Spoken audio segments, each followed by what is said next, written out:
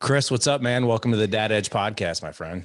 Thanks so much for having me. Thanks Thanks so for. much for having me. Apologies that my voice is blown out. I actually think I probably sound cooler than I usually do right now. So I shouldn't apologize. I should say you're welcome. Yeah. It's funny. As we're recording this, you and I were talking a little bit about how the weather has impacted the East Coast. And I looked outside. I'm in St. Louis, Missouri. I looked outside my window today, and we've got like 4 inches of snow on the ground. It's the first big snow we've had. And I woke up also with like this sort of raspy voice. My wife did too. She kind of woke up next to her. I'm like, oh, you sound sexy.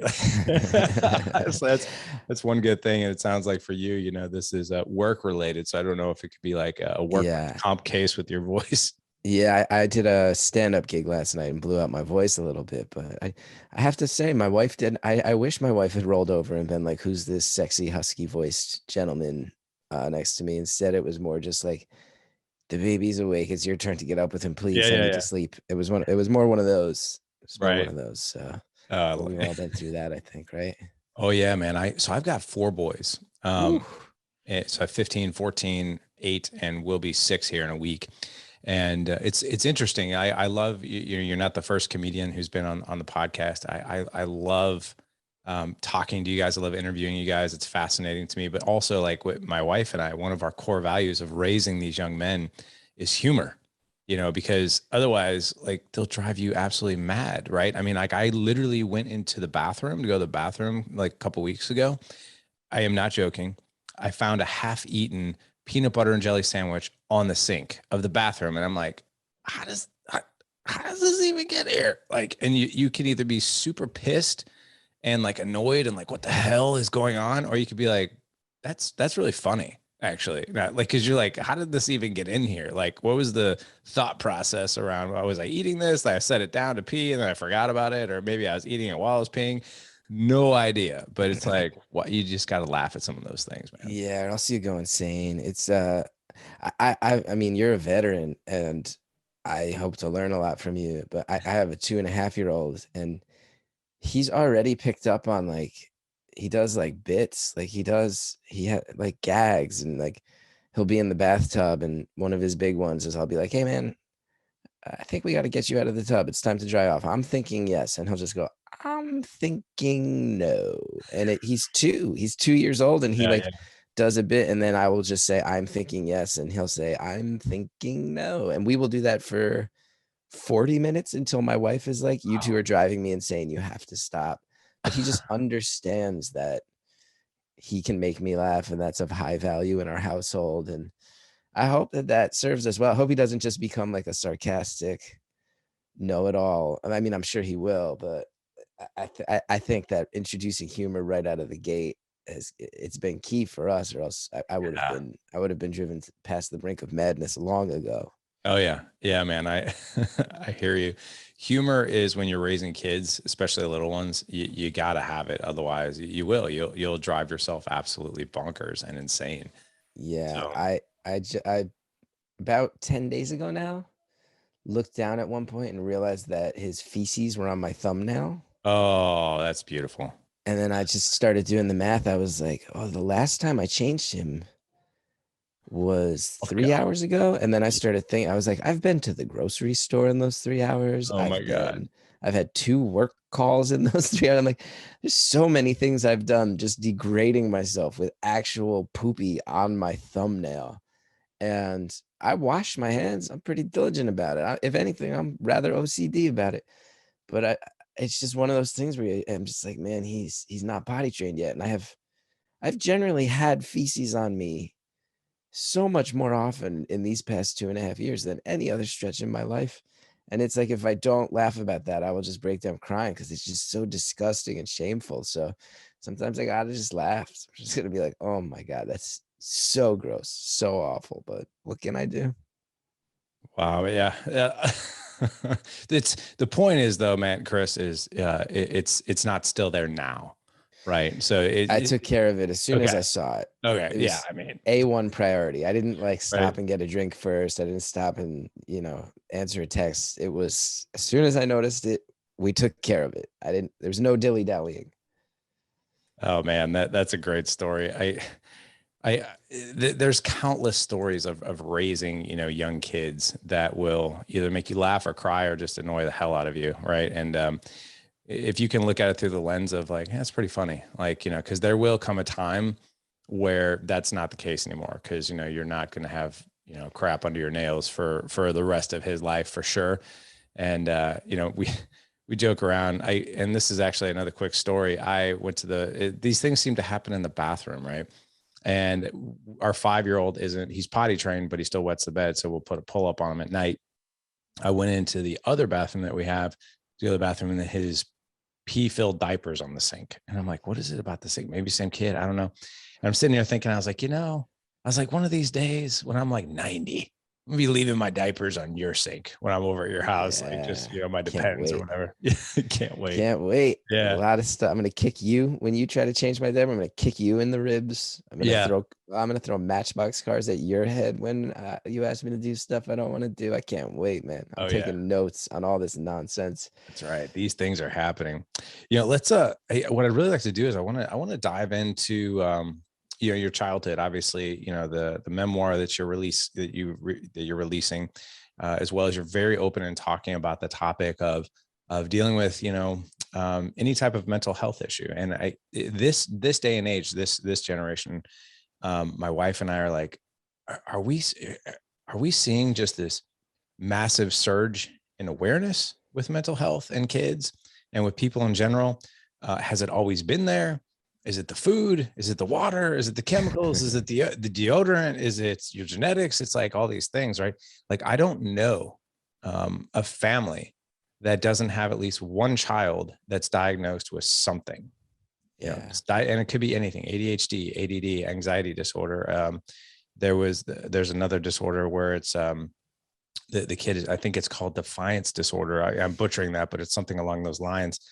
And it's just, we're seeing this generation. I don't know if it's always been there in the background, and maybe we were just raised in environments where parents just more told us like, hey, suck it up, push it down, man up. Yeah, that's the way I was raised. Like, hey, baby, Oh, me too. only babies cry, that kind of thing. So Yeah. Which talk to me is about your childhood. well, it was a good childhood, and I have great parents. And I never, it's some, I talk about this stuff and I always worry I'm going to paint them in a bad light. They were great and they did the best they could, but Yeah. certainly I was born in 1980. And when you're saying all that stuff, suck it up, only babies cry, Right. it rings so true. It rings so true. And um, my childhood, it was me and my brother, and grew up Irish Catholic in a very Irish Catholic neighborhood. My grandparents lived right across the street. My aunt lived around the corner. My other grandparents were 2 blocks away. So just that very like, my mom's parents were off the boat from Ireland, and it was just kind of like 3 generations of our family all within a few blocks of each other, and far from the only family who had that story around there. So just that very like very Irish Catholic, blue collar, working class edge upbringing that I think probably feels a lot very familiar to people. And yeah, it was I grew up in North Jersey in a town that was like a town that had diversity back then that I think people right now kind of view as like this. People right now are like would kill for what I already had in the 90s, just growing up around all different types of people. And in many senses it was pretty ideal. But I'll tell you, there also was very much, I think, tying into New Jersey, tying into working class, tying into Catholic, just a lot of factors that were like, you got to be tough, you got to suck it up.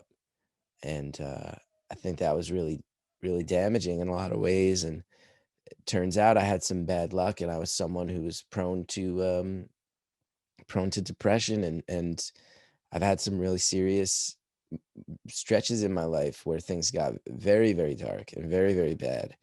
And I think that would have been the case with me no matter what.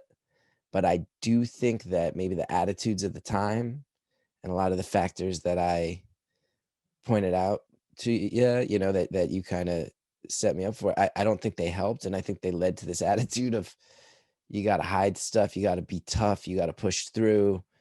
And all that stuff was really proved pretty impossible for me. So I sit here and I worry just like any other parent of like, oh man, I hope we're not over medicating our kids. I hope that Yeah. all these diagnoses, I hope it's not overzealous. But then I also sit there and I go, man, how many people do I know who became alcoholics because alcohol was preferable to an antidepressant? Like that number is high for me, like I have a very, very dark circumstance in my life, which is that when I was really young, there were two other kids who were my age in my neighborhood, and both of those kids have passed away from drug overdoses. Oh, wow. How old were And you when that happened, if you don't mind me asking? one of them was a couple years out of high school, he passed away, and the other probably when I was around 24 or 25. Wow. And Um, you were tight with these kids. these were kids who lived on my block who were my exact age. One of them was my best friend. And Wow. it's like something that still messes with my head today that I Sure. mean, both of them, but particularly my friend Josh we were attached at the hip, for many, many years of our childhood. And I certainly can't diagnose it. And I'm not going to claim I was in those people's heads, but I will say that, man, my generation was probably taught to tough it out, and it led to a lot of self-medication. And I'd far prefer that we're paying too much attention to this stuff than not enough attention to this stuff. And I feel bad because I'm like a comedian coming on the show immediately talking about, all this stuff. But I think for me, I think for me, I sit here and I go, I suffered through a lot of depression and things finally hit a wall where I couldn't hide it. And then I look at a lot of my friends, a lot of kids I grew up with, I go, and I'm the lucky one. I'm lucky that I made it long enough to hit that wall where I had to deal with it. I know a lot of people who didn't. And I think some of that was in the attitude of the times. And I think a lot of it ties into, like I keep saying this, I just think there for my generation, there's a very misplaced priority on being tough as an asset. And I have no interest in raising my son with that as the number one priority. Um, Toughen it out. Like, why tough it out? There's so much help available. Lean into the help. Like, be open, be honest, lean on people, look for a community. Those are all things that I felt like I wasn't allowed to do. And it created a pressure cooker, and tie that in and to the fact that, you know, again, working class 80s North Jersey, there was bullying.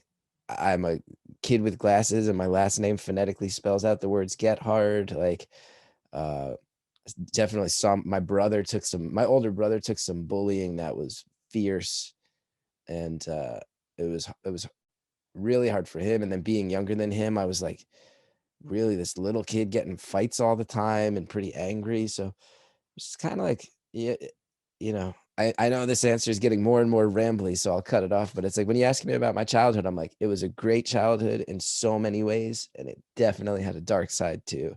Definitely had a dark side too. And I think really hard about all of those factors now that I'm raising a son. Take me back to take me back to a moment where you first realized, and maybe it's one of these dark moments where you're like, man, this is in my face, like big time, right? It's really emerging for me that there might be something that I'm battling here. And what was that moment for you? I distinctly remember my freshman year in high school. Um, we had a situation going on where I was sitting at a table with a bunch of other freshmen, and there were some kids at the table next to us who were older, and they kept throwing stuff at us, kept throwing food and whatnot. And we went to the teachers, and the teachers said, "All right, we'll keep an eye out for it." But it kept happening, and then we'd go back to the teachers in the lunchroom, and they'd say, "Well, we didn't see it, so how can we get in trouble?" And I went to a pretty big public high school, again in a town where you sort of had to stand up for yourself at times, and that was valued. And I was looking down the table at this group of kids I was sitting with, and I was just like, man, like these are all friends of mine and we're all these nerdy kids. And then I'm sitting here going, out of all the kids at this table, like I'm the one from the toughest neighborhood. And I'm not trying to sound like a tough guy with any of this stuff. Let me put that caveat out there. I'm not trying to sound like a tough guy. I just, like I said, happened to be raised in a neighborhood where it was like, anybody who grew up in an Irish Catholic neighborhood, like the one I described, knows like there were kids would get in fights and you'd scrap it out. And that was part of it. Like that was, So I just was like, oh, if anybody's gonna do something, it's gonna be me. Like, and I kind of knew it for a couple of days of like, none of these other kids are gonna throw a punch. I can tell. And I've been in a bunch of fights in my life, and I hate it. I remember I always hated it. I had this reputation of like, oh, Chris is that he's the kid who's real little, but he'll get in a fight. And that was kind of like a thing in my middle school and early high school days that people would say, and I hated it. But I was like, ugh. And a piece of food hit my friend, and I got up and I started. I threw a punch at the kid who threw it. He was much bigger than me, so I just remember thinking, like, "Please break this up. Someone break this up." Like, I remember thinking it, like, "Oh God." And they dragged us apart, and I remember the kid looking at me with this face where he looked so baffled, and I realized, like, I was like crying and heaving and like, and like all my emotions were really, really out of control. And I remember thinking, man, this kid's looking at me like I'm like an animal. Like I really just lost it. Like this is not just a fight. Like I lost it. And he's looking at me and he's scared. And he got in trouble and I got in trouble. And I remember um just before that actual fight, they were targeting me. And this is a story I haven't told publicly that often, but I was like, man, if these kids want to come after me, it was this kid, his name was Scott. And I brought a razor to school. Um, and my plan, I was like, if he wants to keep throwing food at me and no one's gonna do anything about it, I'm gonna go cut my wrists. I'm gonna cut my wrists up in the bathroom, and and I was 14 years old. I was like, I'm gonna write the word Scott in my blood on the wall, and he's gonna feel guilty forever. And I brought this razor to school. Now I was an idiot and a little kid, and I was many years away from shaving because I was a late bloomer. So it was a big disposable razor. Like that thing would have broken into 10 pieces before it ever got through my wrist. But I remember bringing it in and sitting in a bathroom stall and being like, I should just cut my wrists up. And so I was thinking about suicide when I was 13, 14 years old. I was thinking about it as a revenge fantasy. I was someone who was like losing my emotional, stability on people and feeling targeted and getting in fights where I would see the way that people were looking at me afterwards and then realizing like, oh, I've lost it to a point where people are disturbed. So I remember distinctly freshman year of high school, that whole saga, bringing up thoughts of suicide. So I think back now, I'm 41 and I go, man, it feels so far away. Mm-hmm. And I can almost look back at that kid as a separate person and be like, I wish somebody just like, I wish you would have just talked to somebody. And I wish the people you tried to talk to would have taken it a little more seriously, man. Wow. Moments like that really imprint on somebody's life. Right. Oh, And, yeah. listen, one of our partners for the show is this organization called Bark, right? Bark is an app that actually operates in the background of your kids' devices. And what it does is it detects keywords, depression, anxiety, alcohol related, adult searches on the internet, anything that goes into a text or the search bar in an internet search, email, social media, it detects everything. What they're finding is that, because I have a follow-up question to this, 82% of youth suicide, the parents never saw it coming. And all the clues were in the phone. All the clues were in the phone. And my question to you is, did your parents have any idea that you were going through this? It is so hard to say. And we've talked about it a little bit. And, when it all came out, let me put this out here too for anybody listening is probably my greatest regret in life is that I didn't open up earlier than I did, particularly with my father. I was so scared that my dad was going to view me as weak or broken or, Oh, yeah. like holding myself to his standards.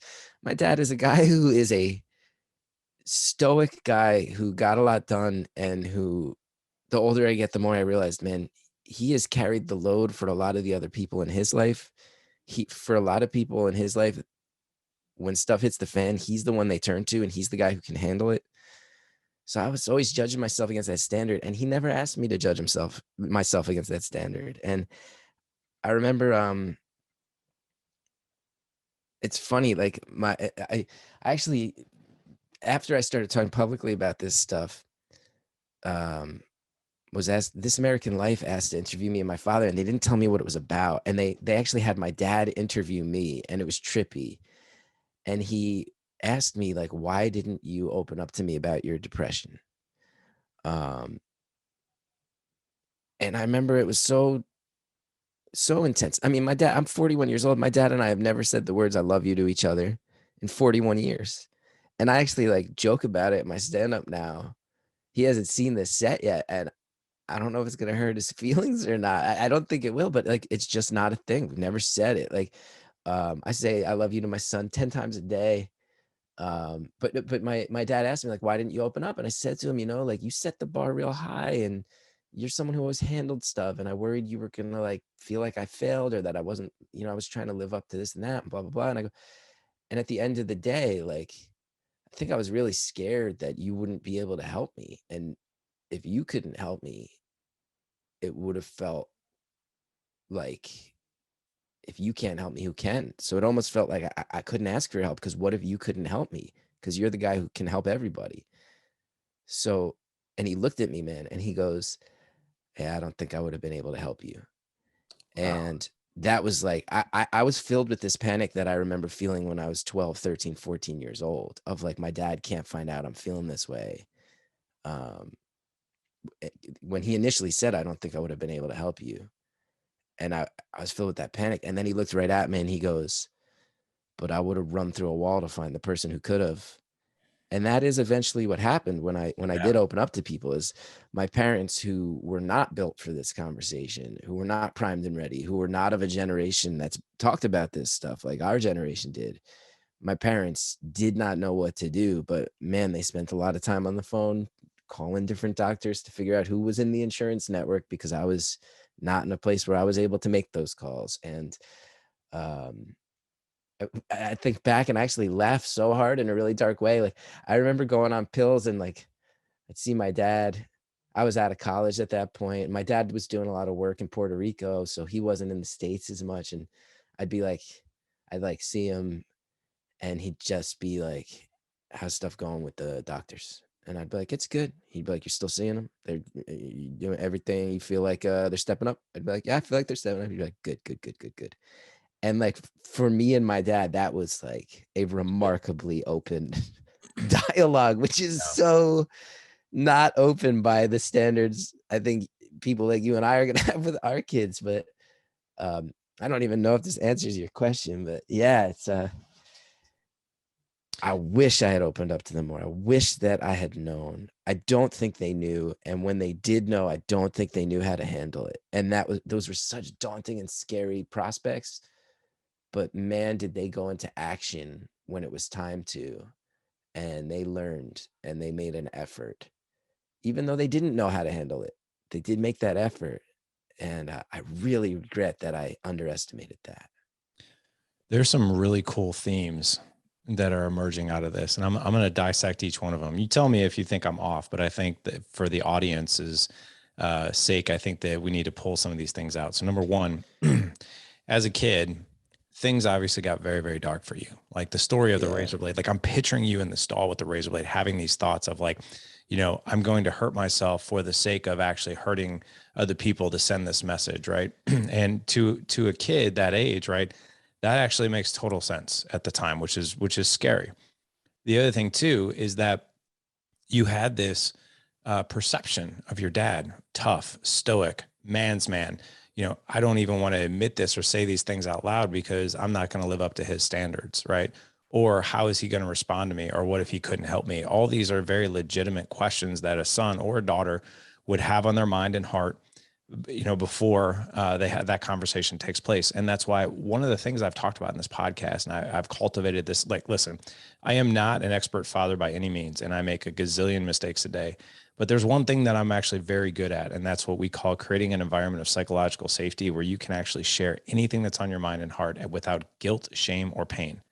So and my 15-year-old son and my 14-year-old, like when things get dark, I had a conversation with my 15-year-old last night. He was in a really bad mental space with a situation happening with a couple of friends of his.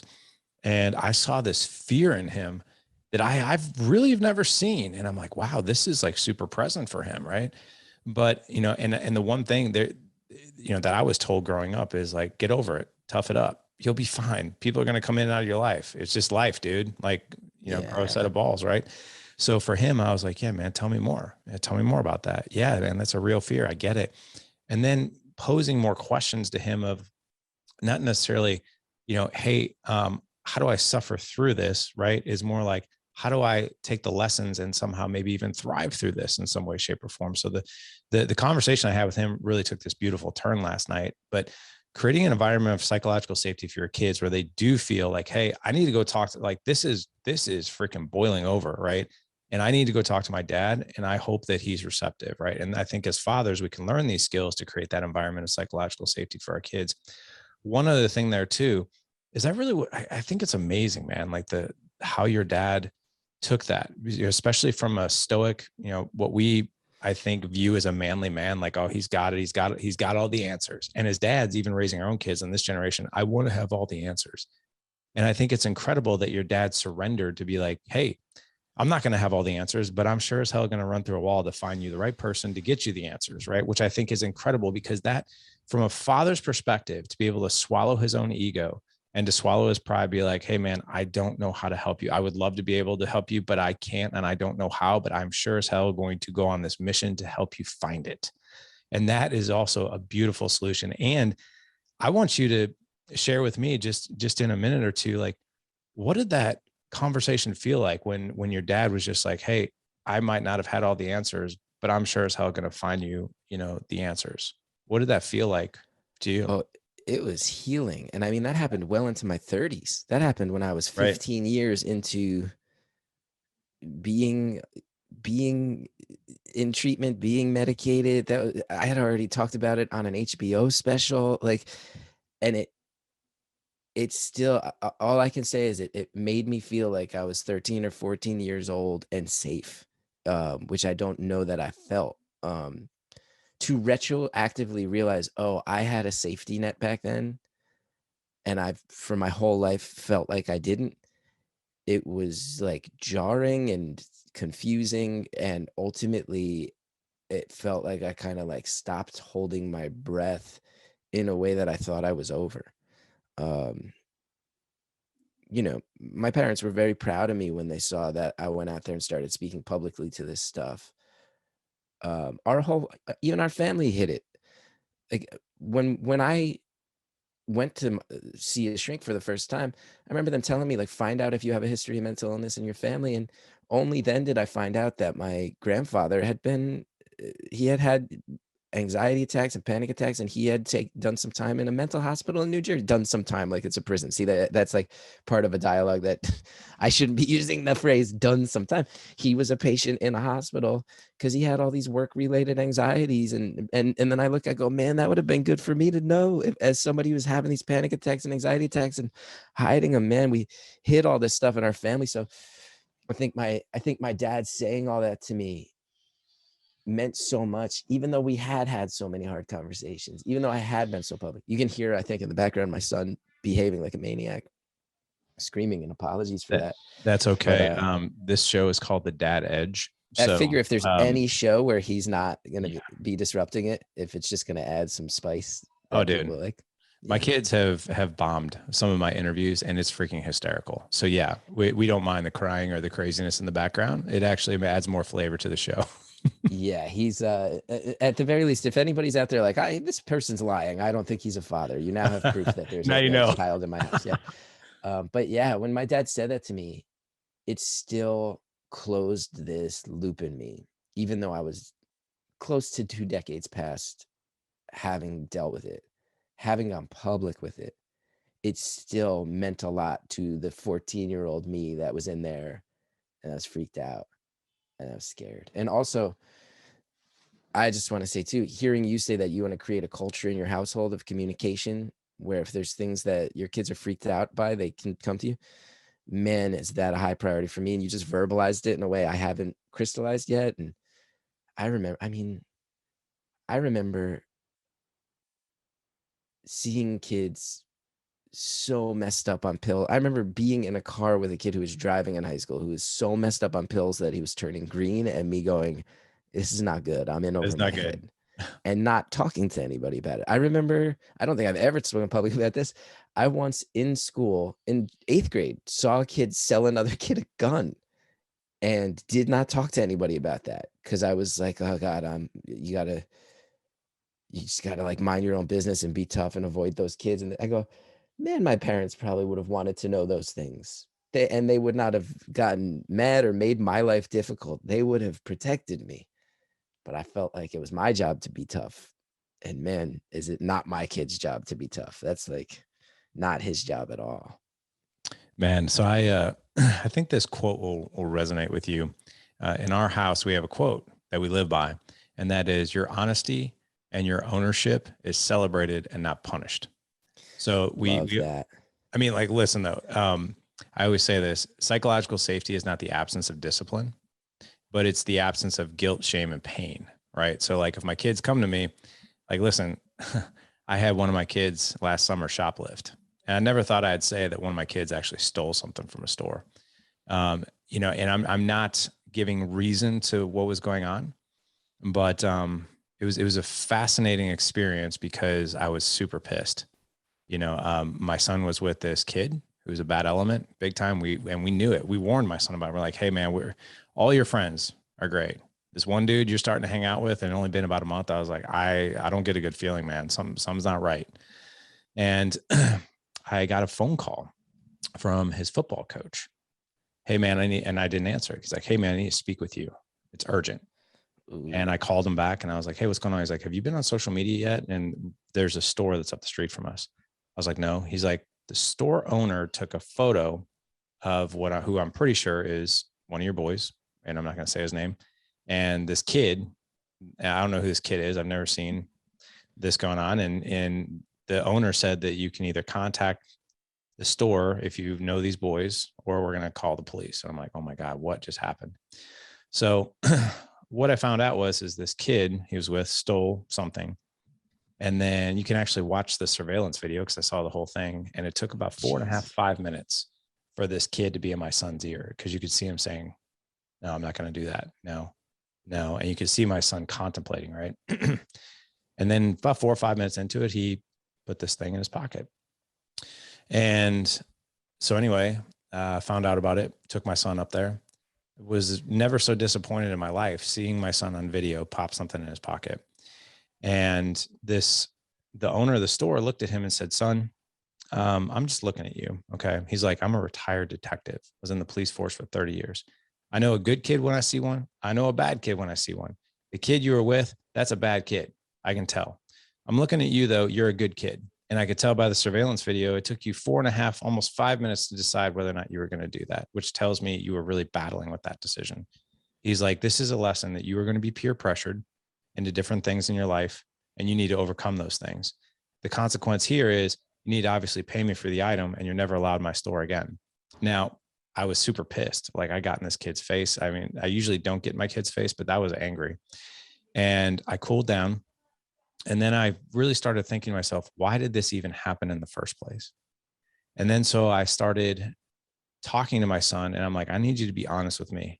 You're going to have some consequences, but I need you to just talk openly with me. And it actually was this incredible, beautiful conversation. And it really went. So I look at him. He's my son, that he's an athlete, football player. He's ripped. He's built. He's an incredible football player, good looking kid. A lot of people like him, good leader. And I always look at him like, dude, like, you have all your stuff together. Like, there's like, you've got, the world at your fingertips if you want it. Never see him like suffer through anything. And then like, I'm like, dude, like, why did you do this? And then he was just like, this sounds terrible. And I'm like, no, like, tell me. And he goes, I don't want to tell you because you're going to think I'm dumb. And I'm like, no, I won't. So he looked at me and I was like, I just don't understand why you're even hanging out with this kid. You got all these friends on the football team. You got all these friends you hang out with. And he looks at me and he goes, Dad, but do I? He goes, you ever see me hang out with anybody from the football team? And I'm like, no, I guess actually I don't. And I was like, but you're a starter on the football team. Like, you talk to the guys on the sidelines. He's like, I talk to them. You ever see me hang out with anybody? I go on that field. I do my job. I come home. And I'm like, that's a good point. I was like, yeah, but you got friends all over the place. He's like, Dad, look at my life over the past 6 months. I've had 4 friends leave my life. 2 of them moved and the other 2 got into really bad stuff that I wasn't on board with. So I let them go. 4 people in the past 6 months. He's like, I guess if it boils down to it, it's this. And he even told me, he's like, this is no excuse. What I did was wrong. He goes, but I was afraid. He was just a new friend of mine. And I liked hanging out with him. It felt good to be friends with somebody again. And I thought if I told him no, that'd be somebody else I was going to lose. And I was like, oh my God, it just hit me in the face, man. I was like, wow, okay, that makes total sense to me. I was like, listen, I was going to take everything away for like 3 months, your phone, never see the light of day.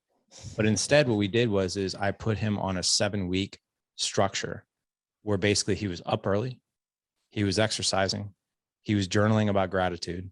He had 3 to 4 chores that he had to do every day. And then from 12 to 5, he could hang out with friends upon the completion of those chores. And we did that. And then at night, we did another reflection at night of like, hey, what are you most grateful for during the day? What are some things you've learned? And it became this amazing positive experience for him. So much so that on the culmination of that entire process, I took him to the police station. And I said, this is the final evolution of your quote unquote consequences. Sit down with a cop for 30 minutes. I had no idea what this cop was going to say.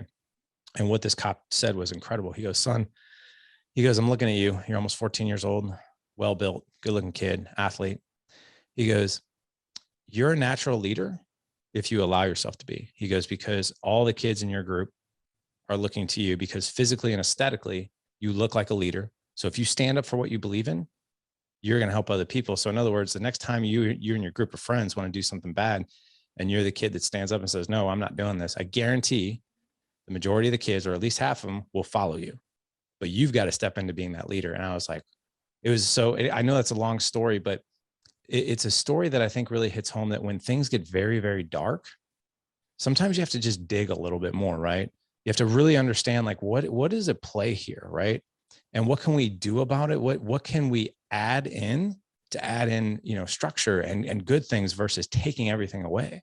And for him, that was the best consequence because it taught him a lot in that whole process. But I appreciate, I know that's a long way to go, but I loved your story, man. Like your dad's response and what was going on in your head. I think that's really important for us to talk about as parents. Well, I mean, that story you just told is really incredible. And it brings up so much. And the first thing to say though is like to create an environment. I feel like this is such progress compared to how I was raised. And I think a lot of people my age and older probably feel this.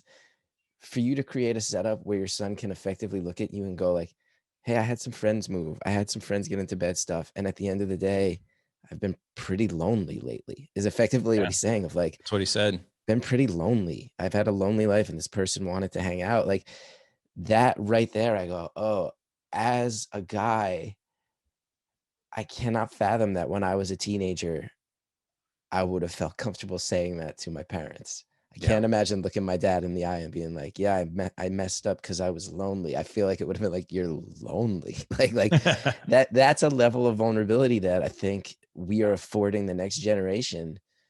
That's, I think, a very good thing. And Yeah. hearing that your son took so much positive out of it is about the best you can ask for, right? I agree. I thank God for that conversation. I really want to talk about your book, the memoir that you've written. You're very outspoken on this topic, which I think is such a good thing. The more taboo and shame and blame that we put around, people who deal with anxiety, depression, or any type of mental health issue whatsoever, the more those people go into the shadows and can't maybe step into their most authentic selves. So, obviously this has been a part of your life for, as long as you can remember. You're writing about it now. You're speaking out about it now. What's your vision for speaking out about it and even through your writing and talking about it openly? Well, I tell you, I did my HBO special that focused on it.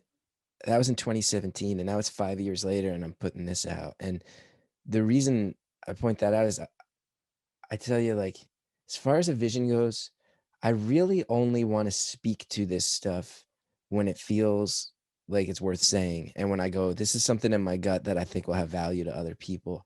So I just want to make sure listeners know, like, I'm not out here trying to corner the market and be the depression guy.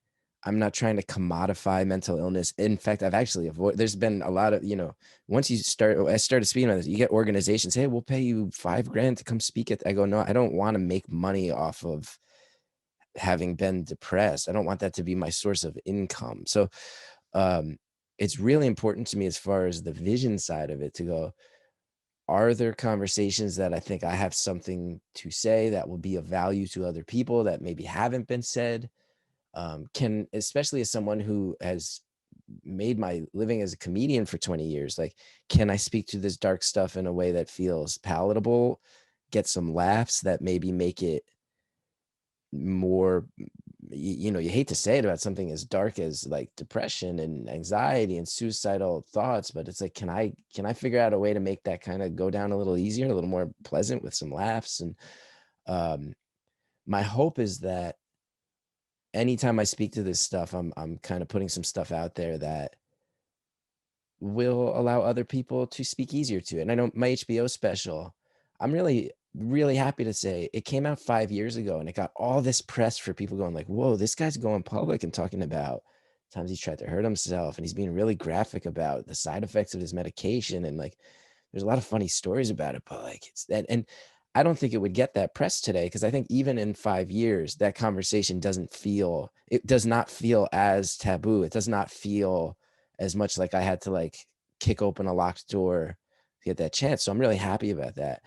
As far as Dad on Pills, which is the name of this new thing I wrote, I tell you, one of the first things I talk about is we took a birthing class and my wife found it and it had some value, but it was really hippy dippy. I got a lot of I think some of the funniest parts of this piece are like me talking about this birthing class, which I think a lot of dads will remember their birthing class and go, yep, I remember sitting on a yoga ball and wondering exactly how this was going to factor in and all this stuff. But at one point, the teacher just made us sit down and look each other in the eye. So I'm sitting across from my wife and we had to list 3 things we were hopeful about and 3 things we were scared of in becoming a first-time parent. And I didn't even think about it. And I just said, I'm scared he's going to be like me. And I just broke down because I was referring to the depression. I realized how scary and daunting it is to be someone who knows how lonely it can feel to get depressed, how when you go into a manic state, how it can feel so overwhelming and confusing and scary and also how addictive it can be. And to think of a little kid in the world who's going to feel that. So I realized, okay, like I 5 or 6 years ago had a conversation through my old HBO special where people went, whoa, nobody's been talking about that as graphically as this. This is pretty interesting. And he's making it funny. And I realized, oh, it's probably another taboo thing. Nobody gives you a guidebook to being a parent. When you become a parent, I think all of us go, oh my God, my parents had no idea what they were doing. I assumed my parents knew what they were doing that whole time. They didn't know what they were doing at all. I sit here, I go, nobody's going to sit down and teach me, hey man, you've been on Depakote and Wellbutrin and Risperdal and Adderall for all these years. You're going to have a kid. How do you reconcile those 2 things? No one's going to teach me about it. And I can't find anybody who will. And I can't find the conversations about how. And I've looked for them. So maybe I can write a thing that's funny where I make a lot of jokes about the birthing class and I can point out how messed up some aspects of the 80s were, and there'll be big ha ha ha's. And I can also go, hey, maybe my son won't be scared to talk about this stuff. And, people, even when my wife was pregnant, people started making a joke with me because I've been public about depression. People started making a joke. They'd go, hey man, you're about to have a kid. I guess you can't kill yourself now. Oh, jeez. Yeah. And now I'm a comedian and other comedians will make dark jokes to each other, but it wasn't just comedians. Like people would go, ha ha ha. Like I remember I once walked into a restaurant and the owner had seen my HBO special and he goes, hey, it's the HBO guy. Don't kill yourself while you're in here, huh? And I was just like, what a dark thing to say. And I'm sitting here going, people are making jokes about you can't kill yourself because you have a Yeah. kid. I'm going, I found myself reacting so poorly to that, going, no, no, no, no, no. Like, that's not my kid's responsibility. And he can never think it is. I got to right now figure out, how does this kid grow up where he knows, like, yeah, dad takes pills because dad gets sad sometimes. Like, dad's a volatile and unpredictable person at times, and he works really, really hard to stay even keeled. Like, dad's had a couple incidents where people were, calling, about to call 911 to get a hospital, an ambulance to take him to a mental hospital. How can I still be a good dad? How can I hold my head up high? And how can those things be assets in raising my son instead of drawbacks? And how can I use all those experiences as a positive so he has a better and easier time than I did? Um, those felt like questions that I couldn't find the answers to. So I said, I better write them down. Now, I'm not the smartest guy in the world. And I bet there are people out there thinking hard about this who have done better stuff. But I couldn't find the thing that felt palatable to me. So I tried to write it, and maybe it'll be palatable to other people too. Maybe it'll be a thing where some other people go, I don't want to read a medical journal, but this guy has some pretty funny stuff, and maybe I can swallow some of the hard stuff too. And maybe it'll help me figure out a game plan for how I want to raise my kid, or maybe it'll help me think about how my parents raised me and forgive the tension a little bit, make them realize they didn't know what they were doing. They were trying their hardest. Those were the things that felt like the vision, felt like the mission statement.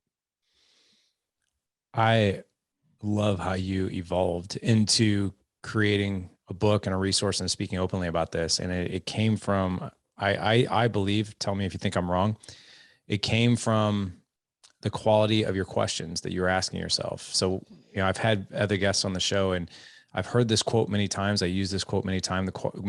The quality of our life is determined by the quality of our questions. So, like, for instance, I could see someone in your position, or any man, or any body, any kid, any man, any wife, whatever, who is dealing with any type of mental health issue, or these dark times, or anxiety or depression, or whatever it is.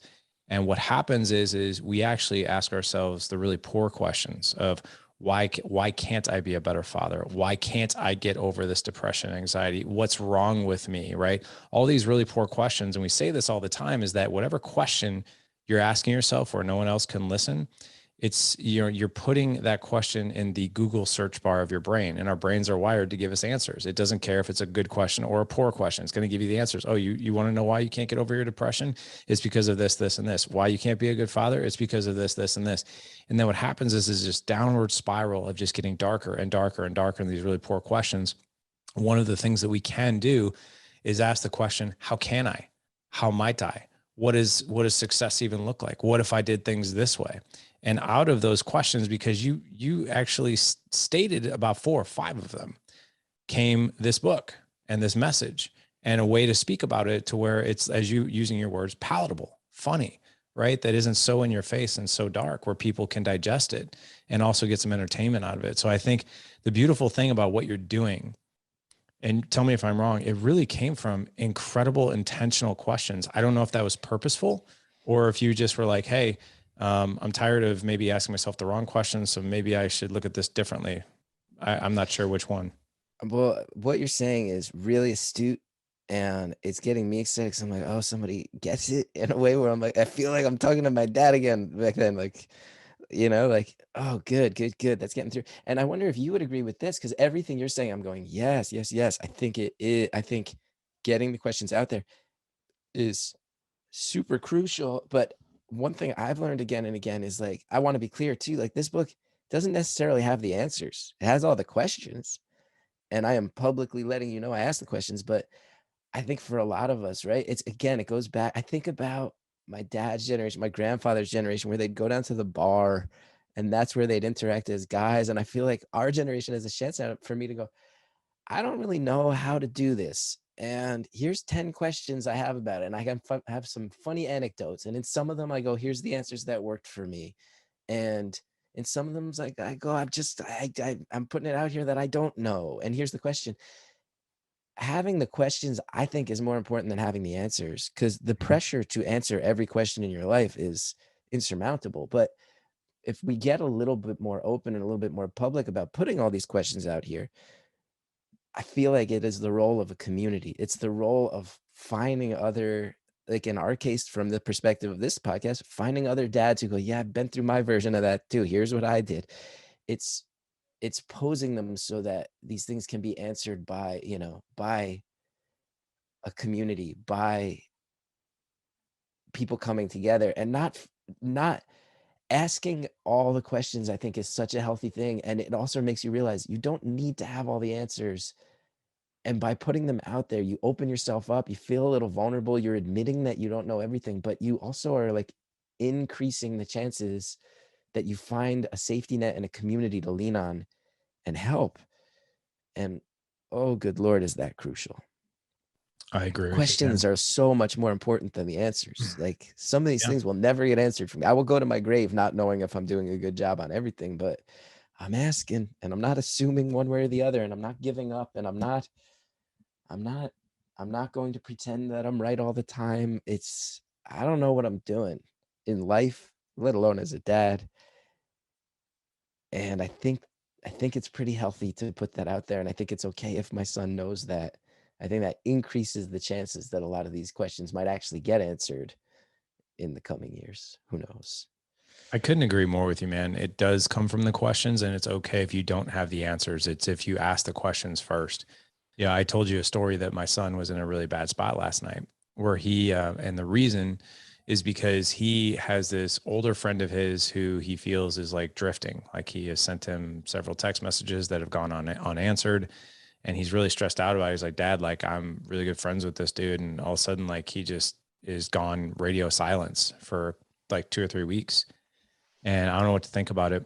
And my son has this overwhelming fear of abandonment. And to be honest, I don't know even where it comes from, because not like me or his mom has ever abandoned him, but I think he had a tough go growing up for his first, years in grade school, and friends kind of came in and out of his life. He was like this smaller, like lanky sort of kid, and like, was kind of bullied a little bit and that kind of thing. So I think it really was like this blueprint for him. And now he's like taller, he's an athlete, he runs track and cross country. So I think for him, when things like this come up, it brings him back to those times, right, where you told that story in the stall where he's just like feels so alone. And then he started asking me questions. He's like, Dad, he's like, what's wrong with me?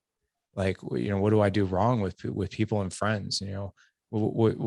Maybe it's this, maybe it's that. And I told him, I was like, I was like, if I could just give you any advice, it's like, what if we just asked ourselves different questions, versus what's wrong with you? Because if you're asking yourself what's wrong with you, I was like, hey, tell me what kind of answers are coming back to you. He's like, maybe I'm too obnoxious. Maybe I talk too much. Maybe it's this. And maybe I was like, see, I was like, let me ask you this. I was like, if you were to ask yourself a question of like, number one, how might I engage this friend in basically a drawing a line in the sand of like, listen, are you going to respond to me or not? Like, what would that look like? And I was like, quite frankly, I think you just send him a text. Is it your intention to not respond to me anymore? And just see where it goes. If he doesn't respond, you have your answer. Now, what I encourage you to think about is like, not necessarily that you did anything, but more or less along the lines of, what else was at play here? Right? What else could be going on? Maybe it's something going on for him. Maybe it has nothing to do with you. Right? So what if we ask ourselves just different questions? And then he just started thinking, and he's like, he's working a lot of hours lately. He's a senior in high school, and he's working like 44, 45 hours a week right now to save for his first semester of college. And I know he's really overwhelmed and stressed out. And I was like, well, maybe he's in a dark place, man. Maybe he's overwhelmed. Maybe he's too shameful. He's too busy, and he's doesn't know what to do with himself. Like it maybe has nothing to do with you. And so that's a long way to say that I think I agree with you. It starts with questions. And as parents and dads, we can also guide our kids to those beautiful questions as well, because they will spiral mentally out of control, and we can be their guide. And I have no doubt. The last question I have for you is, I know you're raising a son, and I really want you to think about, let's just talk about over the next 15 years, okay, to where he's 18. What kind of environment, I think I know your answer, but what kind of environment is most important to you to create with him, as far as what we talked about, psychological safety, connection with you, being open and honest, to be able to talk about things? How are you going to create something like that for him? I think about it all the time. Yeah. And that's why a lot of the stuff you've been saying too, about story about how you broke it down in terms of the example you just shared with your son and his friend who's growing distant, or the shoplifting example. I go, wow, like, hope I can follow your lead on this. Cause I sit here, I go, the thing I think about all the time is the world is harsh. It's confusing. I can remember being a kid and not understanding why things worked the way they worked. I can remember feeling in over my head. Um, and I think one of the main goals I have is I go, okay, can I create a household that provides safe harbor in a tumultuous world? That can the household not add to the tumultuousness? Can the house feel like it's balanced and not teetering? Um, that's much easier said than done, right? Yeah. Like it sounds so simple, but I think that's my main goal, is that this kid's gonna go out into the world. He's got a weird artist dad, a weird artist mom, who knows who he's gonna be. But I want him to know that he can wind up in any situation out there, whether it's down the block or whether it's on the other side of the globe someday. If he comes back to this house, it is a safe harbor. He can let his guard down. He can take a deep breath and relax. He's good here. This environment, whether it's the physical house we live in now or it is someplace else we wind up as a family unit, like when he is around his family, it's going to stabilize. It's not going to make the world more tumultuous, because the world is terrifying and confusing and harsh. It's also beautiful and lovely. And I'm praying he has a million experiences that lean that way. But in the times where it doesn't, I want him to know, when you're here, it's going to be a stabilizing force. Because um, I will say, for anything that was up with my childhood and for anything that I've cited as something that could have been changed, like, my parents did give that to me. I knew that the bullies down the block could not make it through my front door. I knew that when I was seeing really dark stuff at school, it wasn't going to extend itself to home. My parents did a really, really great job of making sure I knew, like, okay, things aren't going to get more messed up at home. And sadly, not every kid has that. So that's one of my main goals, is just this relationship between you and me as a father and son, us as a family. This will add to stability, not tumultuousness. That's one of the main broad goals I have. Yeah. I have a comparison that I think will really hit home. And I think this will be really meaningful to you. As you're talking about that, I'm envisioning this lighthouse. And we talk about this a lot in our community in Dad Edge. Be the lighthouse, right? So, like, for instance, what you talk about is you use the word safe harbor, right? This is the place where you can be your most authentic self, all the great things, all the not so great things, like, hey, come here, you're safe here. I think about the world as being, the waves out there, right? And sometimes there's storms brewing, right? The tugboats are trying to get to shore. They can't quite see things. It's very confusing. It's very dark out there. And one great thing about the lighthouse is, like, let me shine the way for you to get to safety, but I'm not going to jump out in the water and save Yeah. you, right? And when you get here, I will be, more of your guide. And that's the way I look at it with my son. It sounds like that's the way you look at it with your son. I'm like, hey man, I'm not here to throw you a net every time, right? In fact, I'm going to guide you to throw your own net, right? I'm going to guide you. You can bring all your ugliness or darkness here. We'll talk about it, but I'm also going to guide you. And I can't promise I'll always take away the pain. And I'm sure I'm not going to have all the answers, like your dad said. But as your guide, I'm like, hey, let's go find this out together. Let's go figure it out. Let's get you the help you need, even if it's not me, and that's okay. And I think if we viewed ourselves as fathers as like, hey, I'm the lighthouse, right? I don't necessarily jump out in the water like a helicopter parent and save you every time, but I'm here to guide the way, to light the way for you. Is that resonate with you? 1000%. Yeah. 1000%. It's a major goal of mine. And as you say it, I sit here and I go, another kind of companion piece of that is also making sure he knows, like, hey, like, go out in the world, make your mistakes, get confused, get overwhelmed, get scared of stuff. Come back here. I will help you out as best I can. Won't always have the answers. And companion to that, I've been through a lot. So the bar is very high as far as your ability to shock me. Like, Yeah. Yeah. you're not going to surprise me, man. Like, you don't have to ever feel ashamed around me, because I've gone on HBO and I've talked about, what it was like to have sexual side effects of medication. So like, you're not gonna, like, I've talked about some ludicrous things publicly. So not only will I be your lighthouse, but like also understand, like, it's going to be almost impossible for me to judge you, because A, I love you and I don't want to judge you. And B, I promise you, I've been through and I've seen a lot. So you're not going to shock me either. So you can come to me. So I hope that's the case too. I mean, I think about it all the time. I just last night ran into a guy who is raising his kids in the town where I grew up. I was back in my hometown doing a benefit show, and he said, he was like, he had read my piece and he was like, dude, so much of it resonated. And as far as these kids letting their guard down, he goes, my daughter came out when she was 12 and just went to the prom with a classmate of hers who is trans, and no one gave her a hard time. And all the parents were just like, cool. All right. We're going to make sure you guys feel just as safe as anyone else ever has in the halls of that. I go, oh, that feels like progress. Whatever people think politically is not, I go, the idea that kids feel safer these days. Oh, just right there. What a beautiful thing. What a beautiful thing. It's awesome, man. This has just been, and it's been really amazing to talk to you, man, to open up this topic, to get really real with it. And then to also, I think what the audience really learned from you and, from your message is, it's okay not to have all the answers. And it's to create that environment where our kids are going to thrive. And, even during the dark times, because I think every single dad listening to this show, if something horrible were to happen to your kid, you would have been like, I wish they just would have come and talked to me. Why didn't they come and talk to me? They could have. Like, why didn't they? What were they feeling? Right. We never want to be living with that. So I love that message, man. I want to make sure that the audience can find, obviously, your memoir, things that you're working on. I mean, obviously, you've done a plethora of things, obviously, on television and in the comedic world.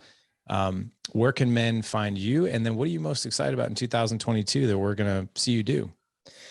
Well, people can find me at chrisgeth.com and, Chris Gethard on Twitter and Chris Geth on Instagram. And there's links to the book there. And another cool thing is, if people grab it soon, the company is also like, you can sign up and get it for free. And I don't understand that business model. And I've asked them, like, are you sure you want me to tell everybody that? They're like, yeah. I'm like, all right, cool. You can just go read it. And if you don't like, it's on this service Scribd. If you don't like it, you can just unsubscribe. You can still go read it. And they said it's okay for me to say that. That's where they can check it out. As far as what I'm excited about, I tell you, I do a lot of touring as a comedian, and I mentioned my old HBO special was focused on the depression stuff.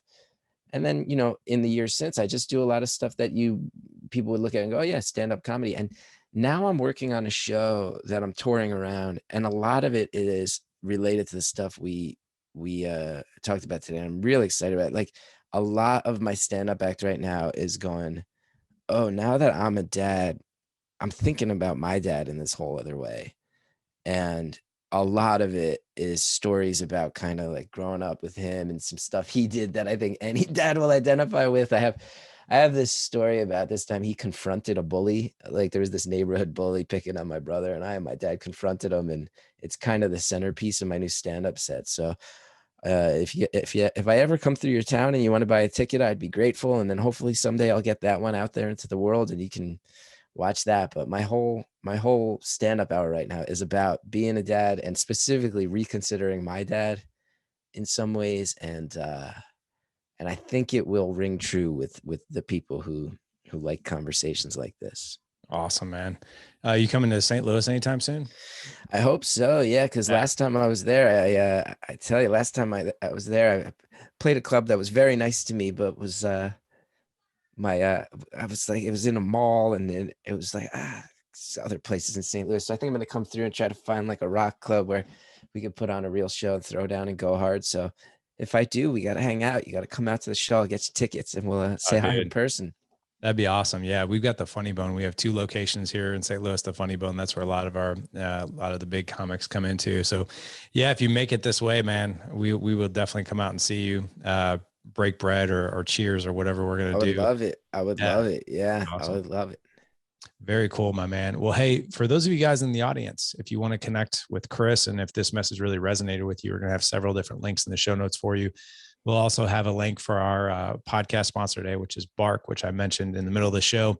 If you go to thedadedge.com/361 for the show, again, thedadedge.com/361. Chris, what a pleasure, man. Thank you so much. I thank you, because this was like the first thing I did today. And I feel like I had a conversation with another dad that's making me feel less insane. So you're allowing me to go face the day. And I thank you for it. Back at you, my friend. Back at you. Love you. Gentlemen, go out, live legendary. Take care.